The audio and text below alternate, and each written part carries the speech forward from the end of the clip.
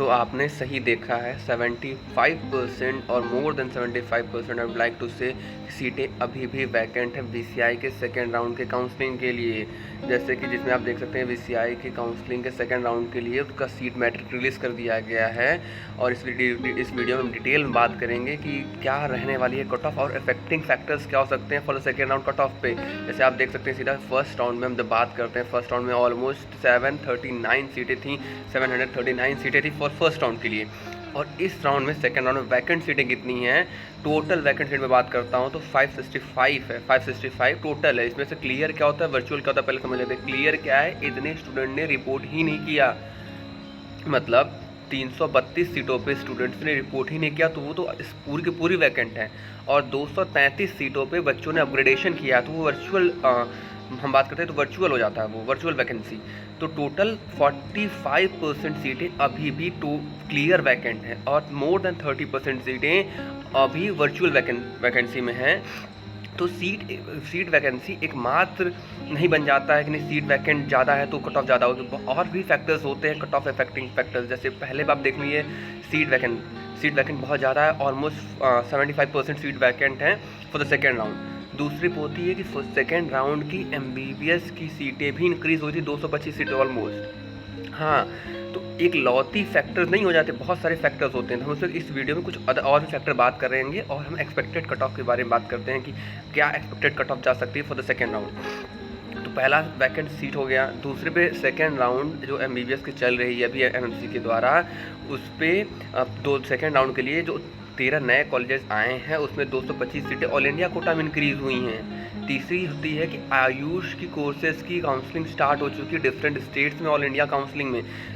तो आप कहेंगे आयुष और वीसीआई का क्या लेना देना है, बहुत सारे स्टूडेंट नहीं, you are not the only one जो आयुष और वीसीआई को एज अ ऑप्शन देखते हो, क्योंकि कभी 99.99% चॉइसेस में वीसीआई और आयुष कभी चॉइस होता ही नहीं होता है। ये सिर्फ एक एज एन ऑप्शन लिया जाता है कि भैया चलो ठीक है हमारा सिलेक्शन नहीं हो रहा है तो हम एज एन ऑप्शन कुछ अदर कोर्सेज में एडमिशन ले लेते हैं। तो VCI and Ayush as a option treat किया जाता है बाय द स्टूडेंट्स।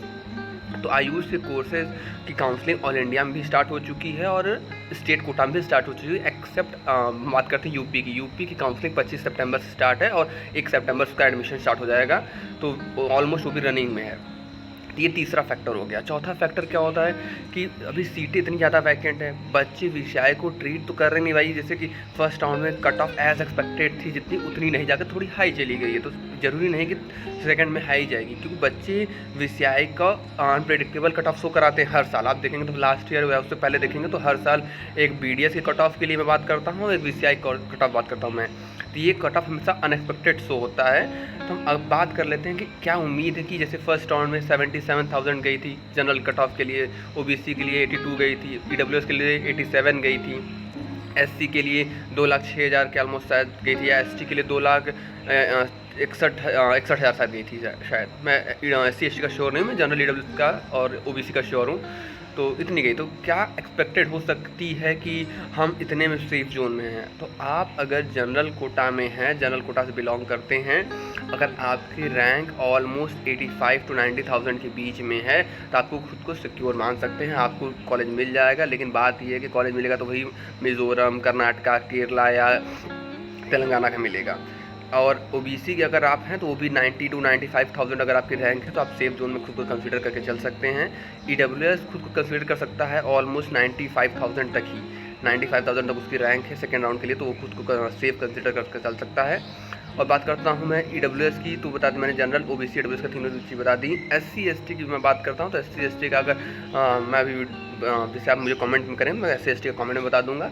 और कोई भी डाउट हो तो आप मुझसे इंस्टा पे डायरेक्टली पूछ सकते हैं, कोई ज़रूरत नहीं है, सॉरी कोई ज़रूरत नहीं है पेड काउंसलिंग कराने के लिए 25,000 रुपये देने के लिए। आप मुझसे डायरेक्ट इंस्टा पर कॉन्टैक्ट कर लीजिए, मेरे इंस्टाग्राम का लिंक है मेरे अबाउट सेक्शन चैनल के, मैं आपको डायरेक्टली रिप्लाई करके आपको काउंसलिंग फ्री में करा दूंगा। कोई आवश्यकता नहीं है कि नहीं मैं पेड काउंसलर हायर करूँगा या किसी को मैं पैसे देता हूँ, नहीं ज़रूरत है। तो आपको कोई भी डाउट हो मुझसे या कमेंट सेक्शन पूछ सकते हैं, या तो फिर से डायरेक्टली मुझे इंस्टा पे डीएम कर सकते हैं। Thank you.